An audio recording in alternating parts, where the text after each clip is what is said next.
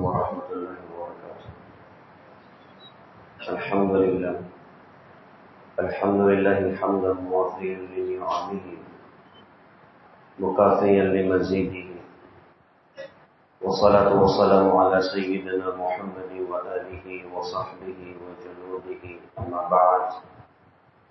قال الله سبحانه وتعالى: قل إن كنتم تحبون الله فاتبعوني يحببكم الله. صدق اللہ العظیم. محترم بزرگ دوستوں اور عزیزین بھائی،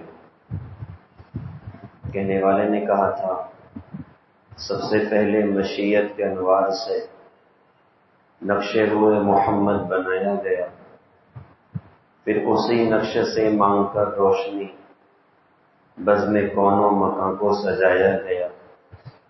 وہ محمد بھی، احمد بھی، محمود بھی، حسن فطرت کا شاہد بھی، مشہود بھی، علم و حکمت میں وہ غیر محدود بھی، ظاہراً امیوں میں اٹھایا گیا. اللہ پاک نے جناب محمد رسول اللہ صلی اللہ علیہ وسلم کو ساری کائنات کی مخلوقات میں سب سے زیادہ عظیم بنایا. بڑے مقامات اللہ تعالیٰ نے حضرت محمد صلی اللہ علیہ وسلم کو عطا فرمایا. صحابہ ایک مرتبہ بیٹھے باتیں کر رہے تھے آپس میں. ہماری بھی اپنی مجلسیں ہوتی ہیں، صحابہ کی بھی مجلسیں ہوتی تھی. ہماری مجلسوں میں دنیا کی تذکرہ ہو جاتی ہے، صحابہ کی مجلسوں میں آخرت کے تذکرے زیادہ ہوتے تھے، جنت کے، جہنم کے، حضرت محمد صلی اللہ علیہ وسلم کی باتوں کے، انبیاء کے واقعات کے، قرآن حدیث کے. تو صحابہ ایک مرتبہ بیٹھے باتیں کر رہے تھے، تو ایک صحابی کہنے لگے کہ ان اللہ اتخذ ابراہیم خلیلا، کہ بے شک اللہ تعالیٰ نے ابراہیم علیہ السلام کو اپنا خلیل بنایا.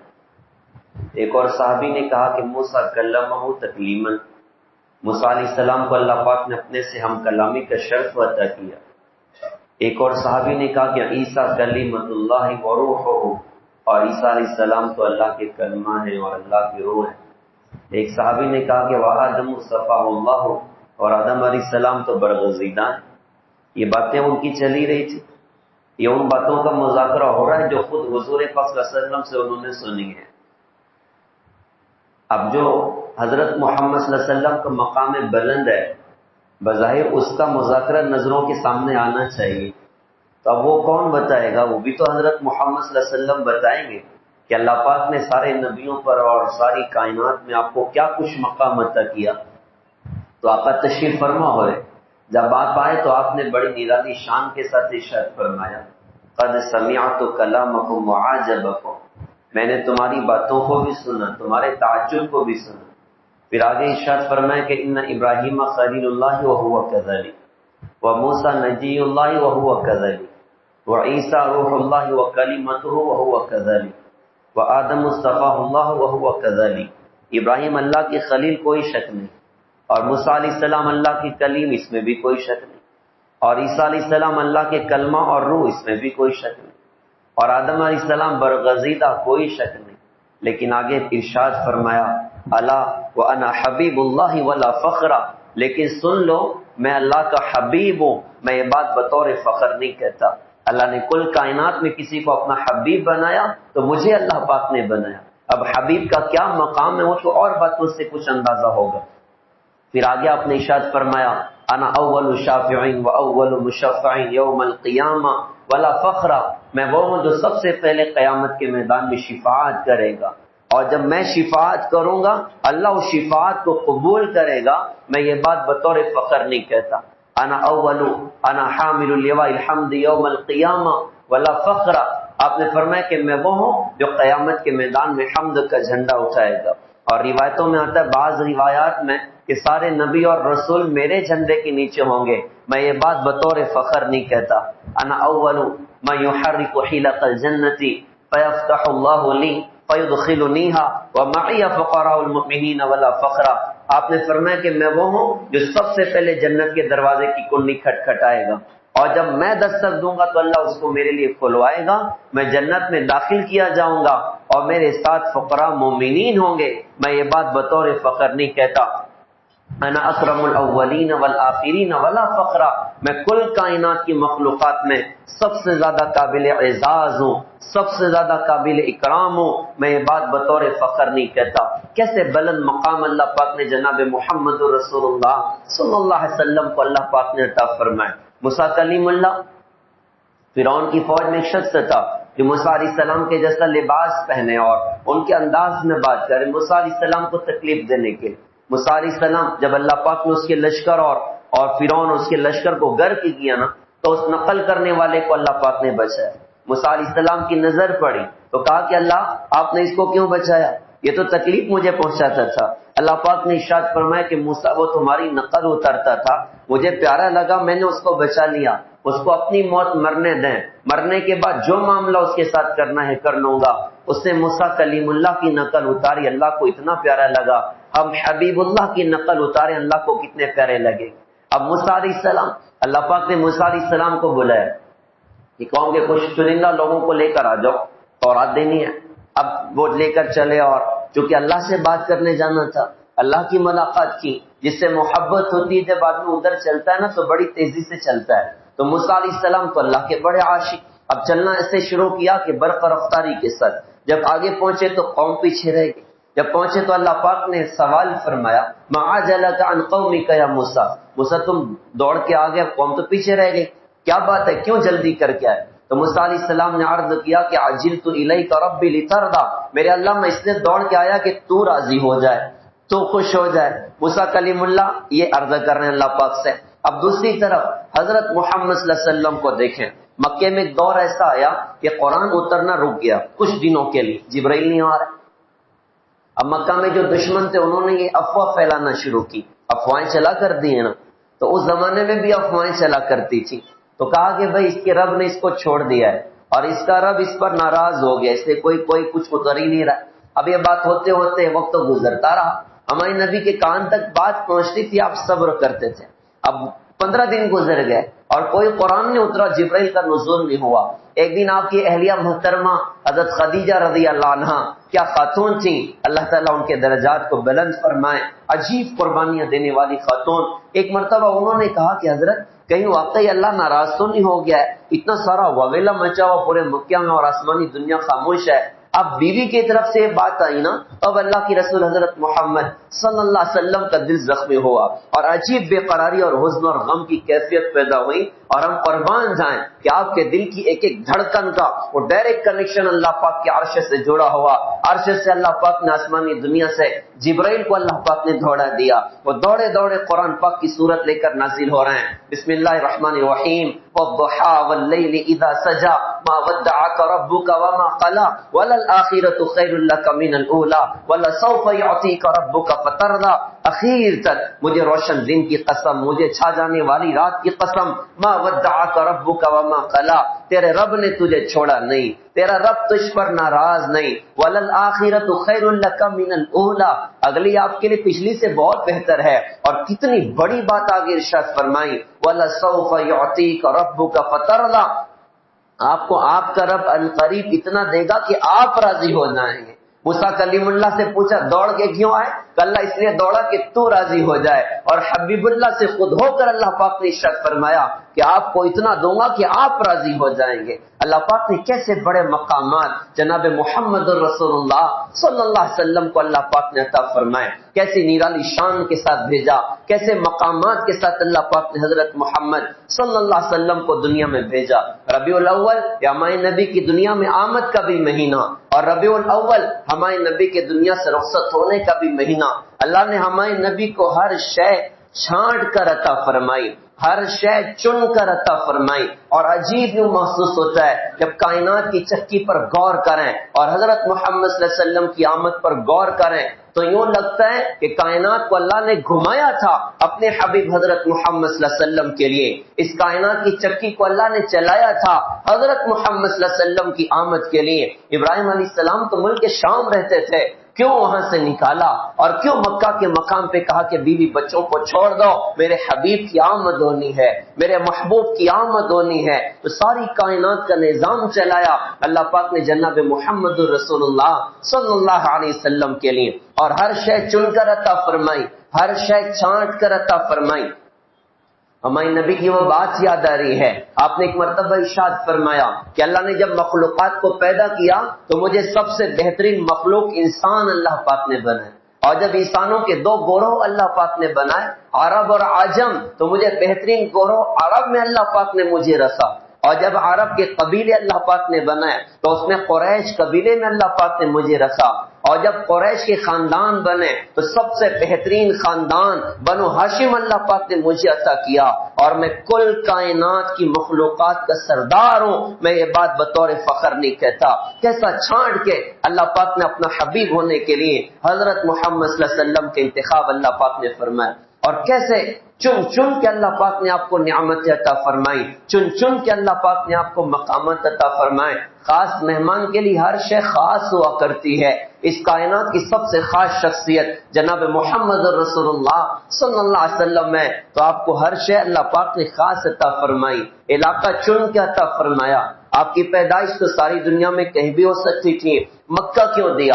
علماء نے فرمایا کہ مکہ ساری دنیا کا سینٹر ہے، اور سینٹر سے جو بات چلتی ہے وہ ایکول فریکوینسی کے ساتھ ہر جگہ برابر پہنچتی ہے، تو یہ نبی صرف عرب کے لیے دنیا میں نہیں آئے، یہ تو رحمت للعالمین بنا کے اللہ پاک نے ان کو مبعوث فرمایا، اور قیامت تک آنے والے انسانوں کے لیے اللہ پاک نے ان کو آئیڈیل اور نمونہ بنایا، تو ان کو کہاں اتارا جائے؟ تو آپ کے لیے اللہ پاک نے انتخاب فرمایا ساری دنیا کے سینٹر کا، کہ آپ کی بات ساری دنیا تک پہنچانی ہے، تو مکہ کا انتخاب ہوا۔ اور رمضان میں بھی آپ کی پیدائش ہو سکتی تھی، لیکن اللہ پاک نے ربیع الاول کو کیوں چنا؟ ربیع بہار کو کہتے ہیں، اور اول پہلی بہار، اس کائنات میں وہ خزاں چھا چکی تھی، اور ظلم بڑھ چکا تھا، اور غفلت اور گناہ اور جہالت بڑھ چکی تھی، اور ساری دنیا کفر اور ضلالت کی تاریکیوں میں گر چکی تھی، اور خزاں پھیل چکی تھی۔ اب اس خزاں کو ختم کرنے کے لیے بہار کی ضرورت ہے، تو ہمارے نبی کو اللہ پاک نے جنت تک کی بہار تک پہنچانے کے لیے انسانیت کو اللہ پاک نے جس نبی کا انتخاب فرمایا، میرے آپ کے آقا حضرت محمد صلی اللہ علیہ وسلم، آپ کے لیے اللہ پاک نے مہینہ چنا ربیع الاول کا، کہ جیسے یہ مہینہ بہار والا مہینہ، ایسے اس کائنات کی بہار میرے نبی حضرت محمد صلی اللہ علیہ وسلم ہے، تو آپ کو مہینہ بھی اللہ پاک نے چن کر عطا فرمایا۔ اچھا، مکہ میں بہت سارے خاندان رہا کرتے تھے، بنو ہاشم اللہ پاک نے عطا فرمایا۔ ہاشم ہمارے نبی کے پردادا ہیں، اور پردادا یہ اس وقت کی دنیا کا سب سے بڑا سخی آدمی، سخی پوتے کے لیے اللہ پاک نے، پر پوتے کے لیے جس پردادا کا اللہ پاک نے انتخاب فرمایا وہ اس کائنات کا سب سے سخی آدمی تھا۔ اچھا، بنو ہاشم کی اولاد میں سے اللہ پاک نے عبد المطلب کا اللہ پاک نے انتخاب فرمایا، جو ہمارے نبی کے دادا۔ عبد المطلب کون؟ یہ مکہ کے متولی، اللہ پاک نے ان کو چنا۔ عبد المطلب کے 10 بچے ہوئے، ان کے نام الگ الگ، کسی کا نام حمزہ ہے، کسی کا نام عباس ہے، کسی کا نام عبد لات ہے، عبد منات ہے، عبد شمس ہے، عبد الحارث ہے، کھیتی کا بندہ، سورج کا بندہ، بدھ کا بندہ، لات کا بندہ، منات کا بندہ۔ کوئی نام ہمارے نبی کی شان سے میچ نہیں ہوتا، ساری دنیا کے سب سے عظیم نبی ہوں اور ان کے والد کا نام ہو سورج کا بندہ، یہ ٹھیک نہیں لگتا، یا چاند کا بندہ ٹھیک نہیں لگتا، کھیتی کا بندہ ٹھیک نہیں لگتا۔ اللہ پاک نے عبد المطلب کو ایک بیٹا عطا فرمایا جس کا نام رکھا گیا عبداللہ، اللہ کا بندہ۔ اس کائنات میں عبدیت کے مقام پر سب سے آگے کوئی ہے، ہمارے آقا حضرت محمد صلی اللہ علیہ وسلم میں سبحان الذی اسری بعبدہ لیلا من المسجد الحرام الى المسجد الاقصى، سب سے عظیم مقام پر اللہ پاک نے ہمارے نبی کو فائز کیا۔ تو عظیم بندے کے لیے جس والد کا اللہ پاک نے انتخاب فرمایا اس والد کا نام تھا عبداللہ۔ عبداللہ کتنے خوبصورت ہے، روایتوں میں آتا ہے، سیرت کی کتابوں میں، کہ جب حضرت عبداللہ ان کا نکاح ہوا حضرت آمنہ کے ساتھ نا، تو مکے کی ساری لڑکیاں بیمار پڑ گئیں، ہر لڑکی چاہتی تھی کہ میری شادی عبداللہ سے ہو جائے، لیکن جب ان کی شادی ادھر ہو گئی تو ساری نا امید ہو گئی کہ آئے ہم تو عبداللہ سے محروم ہو گئی۔ تو اللہ پاک نے والد چن کے عطا فرمایا، ماں اللہ پاک نے چن کر عطا فرمائی۔ وہ تو ساری مکے کی لڑکیاں چاہتی تھیں ہماری شادی عبداللہ سے ہو جائے، لیکن آمنہ کا انتخاب کیوں ہوا؟ آمنہ امن سے ہے، اور اس دنیا میں ظلم چھا چکا ہے اور بدامنی پھیل چکی ہے، اب ساری دنیا میں امن کو عام کرنا اور امن پھیلانا، اللہ پاک نے امن والے نبی کو بھیجا، تو ماں کا انتخاب، اس ماں کا انتخاب فرمایا جس ماں کا نام تھا آمنہ۔ جب پیدائش ہو گئی تو بنو سعد سے تو بہت بڑا عورتوں کا قافلہ آیا تھا، کئی سو عورتیں آئی تھیں، لیکن جس عورت کو اللہ پاک نے ہمارے نبی کے لیے چنا، اس عورت کا نام کا حلیمہ، حلم سے ہے، برداشت سے ہے۔ اس کائنات میں سب سے زیادہ دکھ درد پر اور مصیبتوں کے آنے پر صبر کرنے والے ہمارے آقا حضرت محمد صلی اللہ علیہ وسلم ہیں، حلیم ہیں، بردبار ہیں۔ آپ کے لیے اللہ پاک نے جس خاتون کا دودھ پلانے کے لیے اللہ پاک نے انتخاب فرمایا، اس خاتون کا نام ہی تھا حلیمہ، اور سعدیہ سے مشہور ہو گئی، حلیمہ سعدیہ سے مشہور ہو گئی۔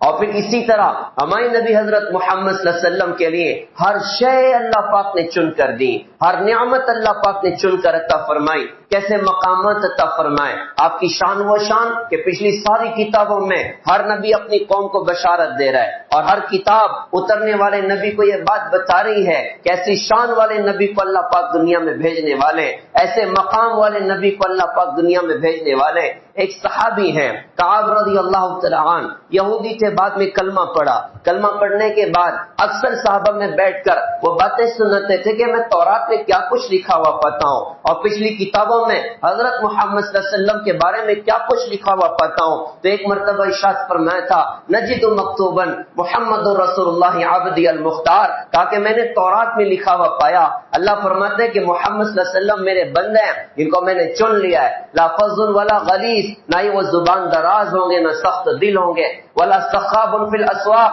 اور نہ ہی وہ بازاروں میں شور مچانے والے ہوں گے، ولا یجزی بالسیئۃ السیئۃ، وہ برائی کا بدلہ برائی سے نہیں دیں گے، ولکن یعفو ویغفر، بلکہ عفو اور درگزر سے معاملہ فرمائیں گے۔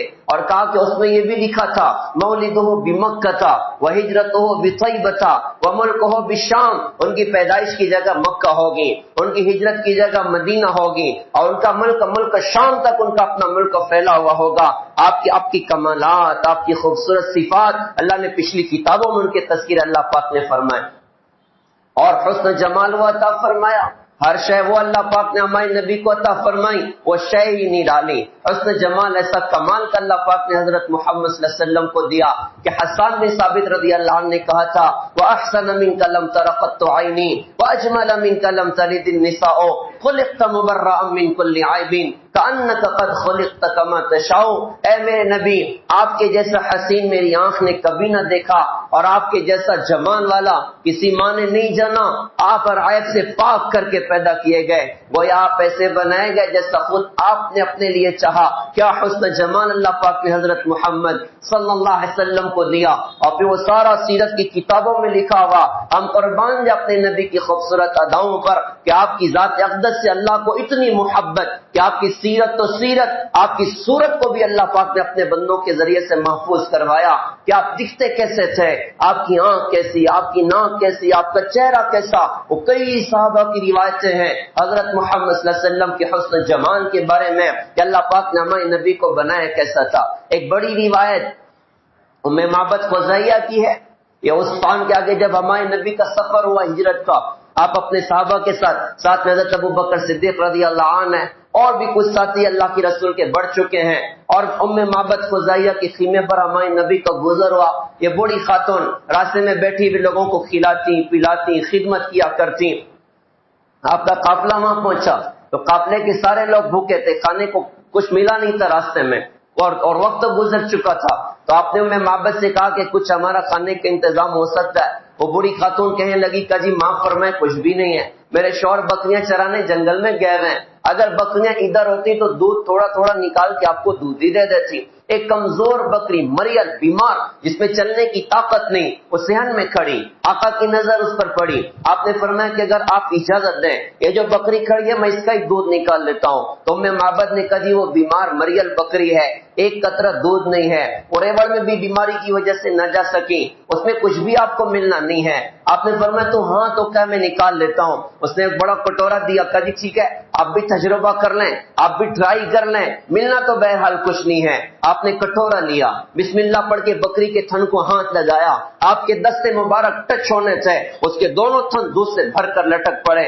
آپ نے دھوا، پورا کٹورا دودھ سے بھر گیا. اس عورت کی آنکھیں پھٹ گئیں، یار یہ کیسی برکتوں والے آدمی ہے، ایک قطرہ دودھ کا نہیں تھا، پورا کٹورا انہوں نے دودھ سے بھر دیا. سب سے پہلے ان کو ہی پلایا، سارے ساتھیوں کو پلایا، آخر میں بچا ہوا ہمارے نبی نے نوش فرمایا. پھر جب دودھ ختم ہوا آپ نے پھر دعا، پورا کٹورا دودھ سے بھرا اور دودھ کا پیالہ اس کو دیا اور سفر مدینہ کی طرف شروع ہو گیا.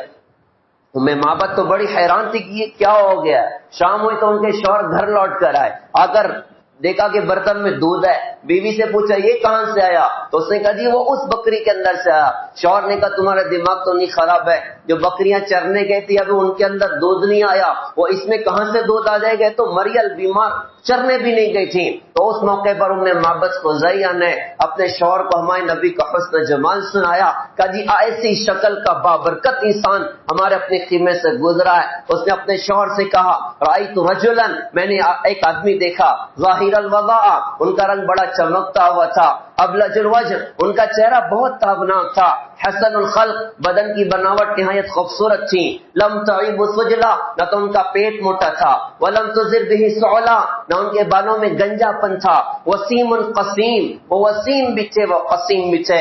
وسیم کے معنی بھی خوبصورت اور قسیم کے معنی بھی خوبصورت، لیکن دونوں میں فرق ہے. وسیم اس خوبصورت کو کہتے ہیں جس کو دیکھنے سے آنکھ نہ بھرے، اور قسیم اس خوبصورت کو کہتے ہیں جس کا ہر عضو اپنی مثال آپ ہو. پھر کہا کہ فی عینہ دعج، ان کی آنکھیں سرمگی تھیں، وفی اشفاہ وطف، ان کی پلکیں لمبی تھیں، وفی صوتہ سحل، آواز مضبوط تھی، وفی عنقہ سطع، گردن لمبی تھی، شدید سواد الشعر، بال بالکل کالے تھے، اذا سمعت علیہ الوقار، جب خاموش ہوتے باوقار معلوم ہوتے، وان تکلم علیہ البہاء، جب گفتگو کرتے تھے تو عجیب ہی کشش اور ایٹریکشن ہوا کرتا تھا، حلو المنطقی، گفتگو نہایت شیریں تھی، فصل، بات بالکل دو ٹوک تھی، لا نظر ولا حضرا، نہ مختصر تھی نہ فضول تھی، کان نہ منطقہ حرضات نظم یتحدرنا، ان کے بولنے کا انداز ایسا تھا گویا لڑی سے موتی جھڑ رہے ہوں. کیا انداز ہوگا ہمارے نبی کا. کہنے والے نے بھی کیا خوب کہا تھا، سن سن کے صحابہ کی باتیں کفار مسلمان ہوتے تھے، پھر میرے رسول اکرم کے گفتار کا عالم کیا ہوگا صلی اللہ علیہ وسلم. پھر کہا کہ ربعۃ، ان کا قد درمیانہ تھا، لا تقحم عین من قصر، نہ نٹا کی نگاہ میں نہ جچے، ولا تشنہ من طول، نہ لمبا کے نہ گوار لگے، غصن بین غصنین، دو شاخوں میں درمیان والی شاخ کی طرح سے تھے، فهو انظر الثلاثه منظرا، جو تینوں شاخوں میں سب سے زیادہ خوش منظر، سب سے زیادہ پر رونق. شوہر چہرہ بھی سن رہا تھا اور برکتوں کو بھی دیکھ رہا تھا.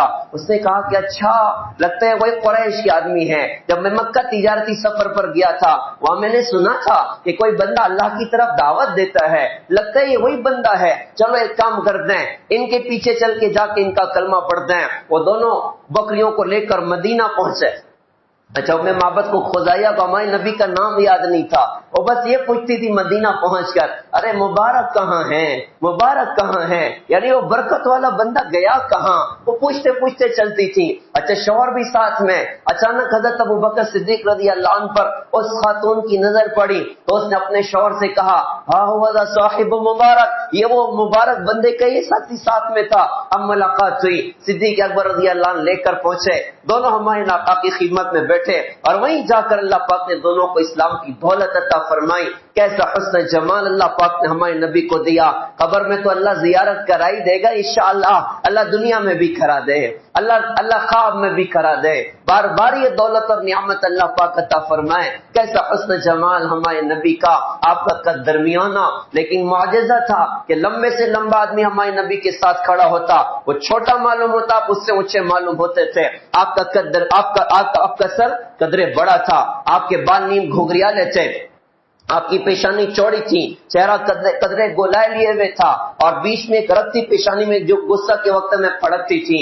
آپ کے ابرو مبارک جدا جدا تھے، آپ کی آنکھیں مبارک اشکل لمبی تھی، ادعج موٹی تھی، اکحل سرمے کے بغیر سرما لگا اینی ٹائم محسوس ہوتا تھا، ادب آپ کی پلکیں دراز تھی، احور آنکھ کی سیاہی بالکل سیاہ اور سفیدے بالکل سفید، اور اس سفیدے میں خون کی رگیں نظر آتی تھیں جو آپ کی نبوت کی نشانی پچھلی کتابوں میں لکھی ہوئی. آپ کی داڑھی مبارک پورے سینے کو بھر دیتی.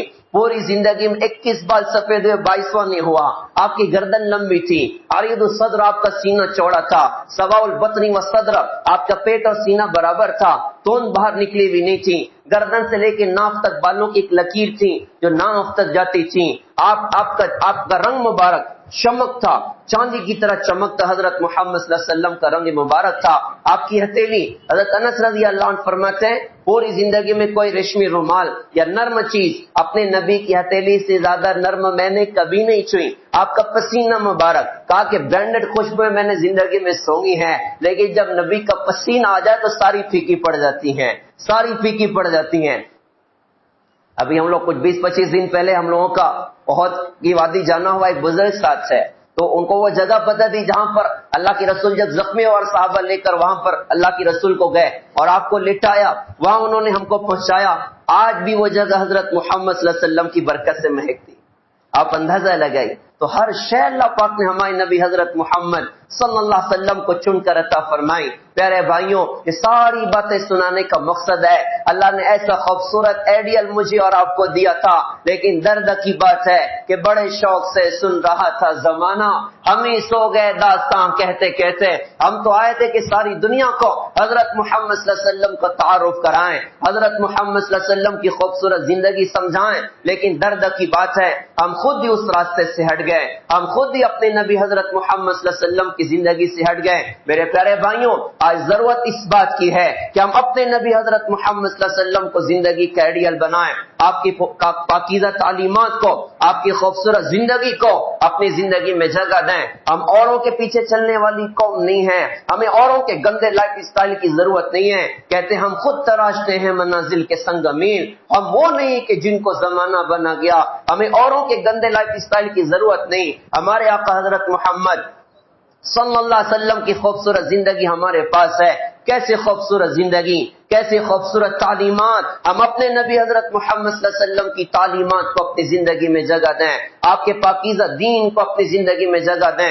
آپ نے کیا کچھ اپنی امت کو سکھایا اور امت کو کس راہ پر ڈال کر گئے، امت کو کس ڈگر پر ڈال کر گئے، اس راستے پر ہم چلنے والے بنے. یہ مہینہ ہمارے نبی کے دنیا سے رخصت ہونے کا بھی مہینہ ہے، جب ہمارے نبی حضرت محمد صلی اللہ علیہ وسلم کو اس بات کا اشارہ اللہ پاک کی طرف سے مل گیا کہ اب میرے دنیا سے جانے کی گھڑیاں قریب ہیں. تو جو باتیں اس کے بعد سے اللہ کی رسول نے اپنی امت کو سنائی ہیں، امت کو بار بار اپنی نگاہوں کے سامنے ان پیغامات کو رکھنا چاہیے کہ ہمیں زندگی کیسے گزارنا ہے، ہمیں زندگی کن راہوں پر گزارنا ہے. ہمارے نبی حضرت محمد صلی اللہ علیہ وسلم کو پہلا اشارہ اللہ پاک کی طرف سے ہوا کہ نبی جی آپ کے دنیا سے رخصت ہونے کی گھڑی قریب آ چکی ہے.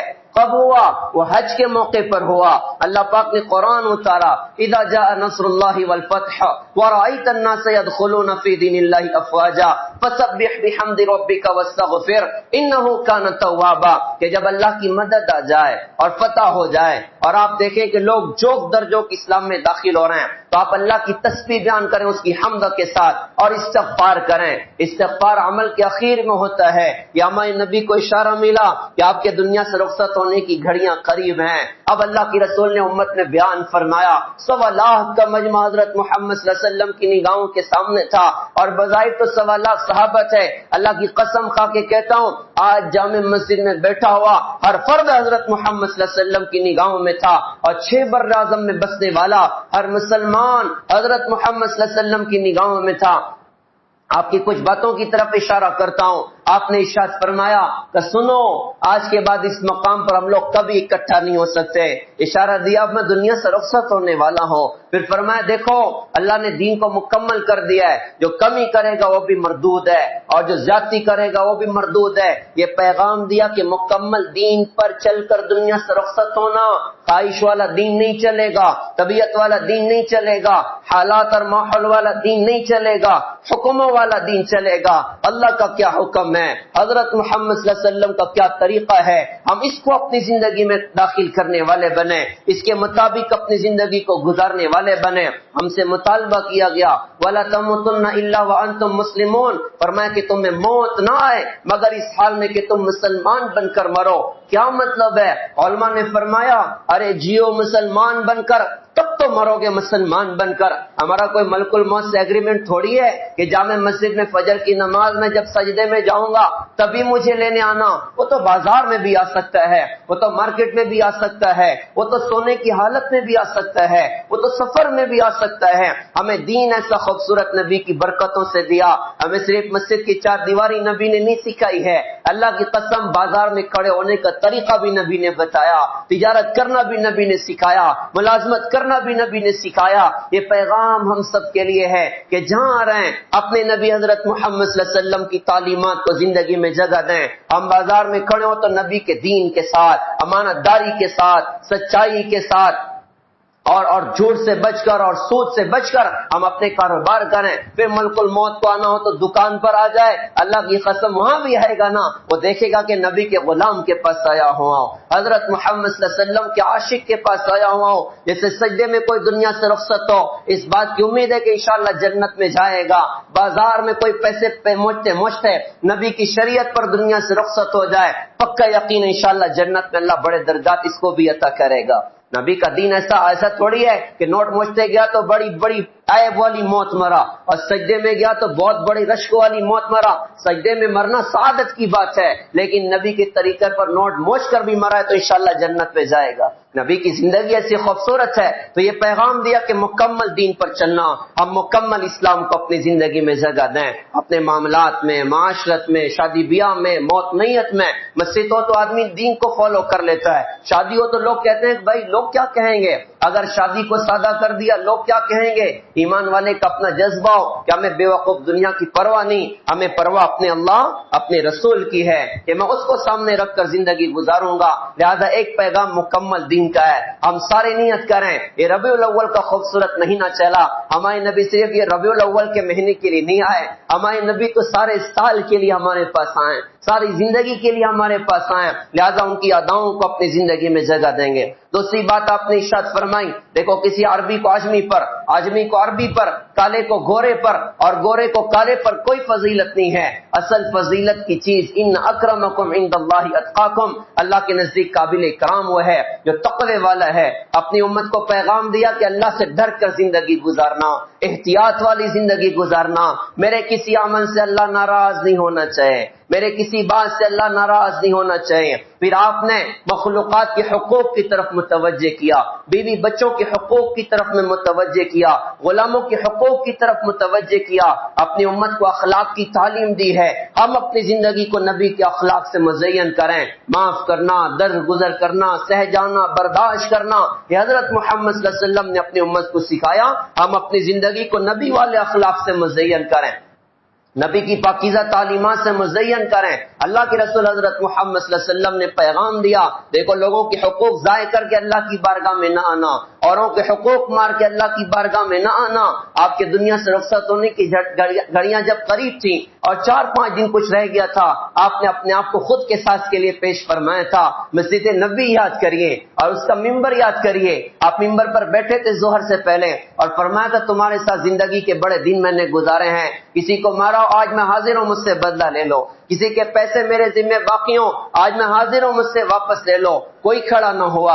ظہر کی نماز کے بعد آقا واپس ممبر پہ تشریف فرما ہوئے اور یہ دونوں باتوں کو آپ نے پیش کیا. ایک صحابی کھڑے ہو کے کہتے ہیں ایک موقع پر آپ نے مجھ سے 3 روپیہ لیا تھا, آپ نے حضرت فضل ابن عباس سے کہا بھائی یہ 3 روپیہ تم اس کو واپس دے دو, انہوں نے دیا. ایک صحابی نے کھڑے ہو کے کہا کہ حضرت ایک مرتبہ 3 درہم کی تھوڑا چوک مجھ سے ہو گئی تھی, آج واپس کرتا ہوں. آپ نے فرمایا کہ بھائی فضل تم اس کو واپس لے لو. معاملہ برابر سرابر ہوا. پھر آپ نے ایک صحابی کھڑے ہو کے کہتے ہیں کہ حضرت ایک موقع پر آپ نے میری پیٹھ پر چھڑی ماری تھی, آپ نے کہا ٹھیک ہے بھائی میں حاضر ہوں, کے ساتھ لے لو. چھڑی ہاتھ میں دی گئی, وہ بندہ پیچھے کے کھڑا ہو گیا. مجمع حیران ہے کہ ادھر کیا ہونے والا ہے. وہ صحابی کہنے لگے حضرت جب آپ نے مجھے مارا تھا میری پیٹھ پر چادر نہیں تھی, آپ کی پیٹھ پر چادر ہے, ابھی برابر سرابر کیسے ہوگا, آپ چادر تو ہٹائیے. ہم اپنے نبی پر فرمان, آپ نے اپنی چادر کو بھی ہٹایا. صحابی نے چھڑی کو پھینکا, پیچھے سے لپٹ گیا آ کر اور خوب رو کر کہا کہ حضرت آپ سے بدلہ لینے کی چاہت کوئی نہیں, بس چاہت تھی کہ میرا بدن میں نبی کے بدن سے مس ہو جائے۔ پیارے بھائیوں سوچو تو صحیح، یہ اللہ کی رسول اپنی امت کو تعلیم دے رہے ہیں، حقوق ضائع نہ کرنا، حق برباد نہ کرنا۔